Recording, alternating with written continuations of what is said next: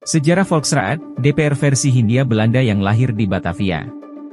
Volksraad adalah lembaga parlemen yang dibentuk oleh pemerintah Hindia Belanda pada tanggal 16 Desember 1916 di Batavia, sekarang Jakarta.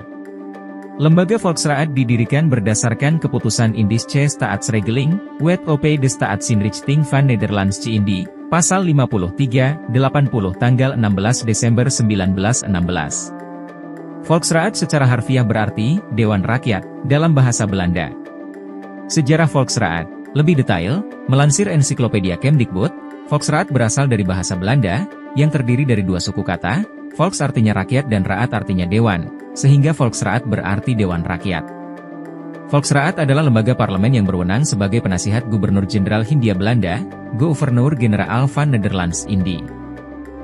Volksraad kerap disebut sebagai Dewan Permusyawaratan Rakyat atau DPR di zaman Hindia Belanda.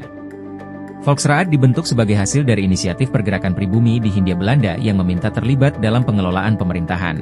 Pada awalnya, Volksraad berfungsi sebagai penasihat Gubernur Jenderal Hindia Belanda.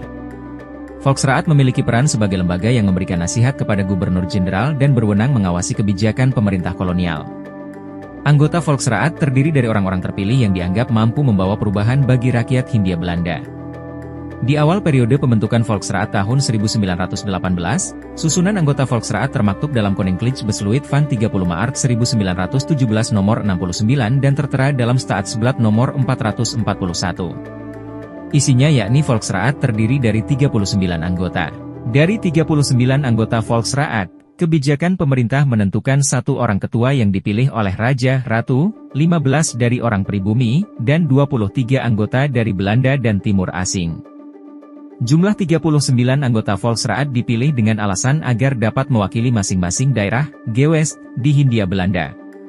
Volksraad dibubarkan pada tahun 1942 setelah Jepang menginvasi Hindia Belanda dan menggantikan lembaga ini dengan Chuo Sangin. Volksraad merupakan salah satu langkah penting dalam proses perjuangan rakyat Hindia Belanda untuk mendapatkan hak-hak politik dan partisipasi dalam pengelolaan pemerintahan kolonial.